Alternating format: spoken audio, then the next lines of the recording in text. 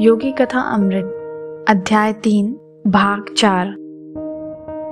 केदारनाथ बाबू ने चौकी के नीचे पड़ी खड़ाओं की ओर इशारा किया। देखो, ये वही खड़ाऊं हैं जो स्वामी जी ने घाट पर पहनी हुई थी। उन्होंने फुसफुसाकर कहा। उन्होंने केवल एक अधोवस्त्र पहन रखा था, जैसा उन्होंने अभी पहन रखा है। केदारनाथ बाबू ने जब स्वामी जी के चरणों में प्रणाम किया तो स्वामी जी मेरी ओर देखते हुए विनोदपूर्ण ढंग से मुस्कुराए। तुम इस सब से इतने स्तब्धित क्यों हो?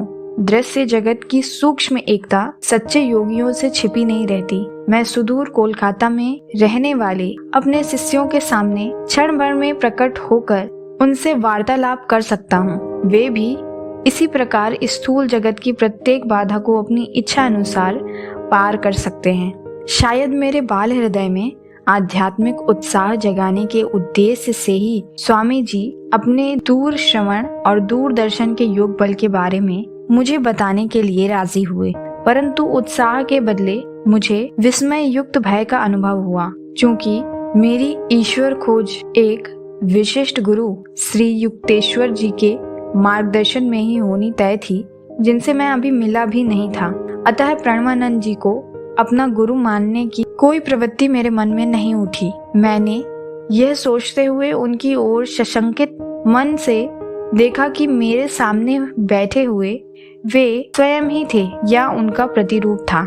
स्वामी जी ने मेरी ओर आत्मज्ञानोदय कराने वाली दृष्टि से देखते हुए तथा अपने गुरु महाराज के विषय में कुछ प्रेरणादायक बातें बताते हुए मेरी अशांति दूर करने की चेष्टा की। जितने योगियों को मैं जानता हूँ, उन सब में लाहिड़ी महाशय सबसे महान योगी थे। वे नरदेह में साक्षात ईश्वर थे। मैंने मन ही मन सोचा कि जब शिष्य भी इच्छा मात्र से एक और रक्त मांस का शरीर धारण कर सकता है, तब उसके गुरु के लिए कौन सा चमत्कार करना असंभव होगा।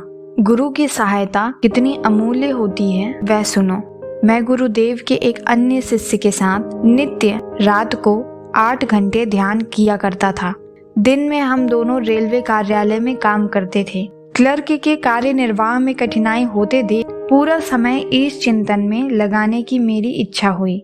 8 वर्ष तक आधी रात मैं ध्यान में ही बिताता था। इस साधना के अद्भुत परिणाम मुझे प्राप्त होते थे। गहरी आध्यात्मिक अनुभूतियों से मन में ज्ञान का प्रकाश फैलता था, परंतु उस अनंत परम तत्व और मेरे बीच सदैव एक झीना पर्दा बना रहता था। अति मानवीय एकाग्रता और निष्ठा के साथ प्रयास करते रहने पर भी मैंने पाया कि परम निर्विघ्न एकाग्रता से मैं वंचित हूँ। एक दिन सायंकाल मैं लाहिड़ी महाशय की सेवा में उपस्थित हुआ और मध्यस्थता के लिए मैंने उनसे प्रार्थना की।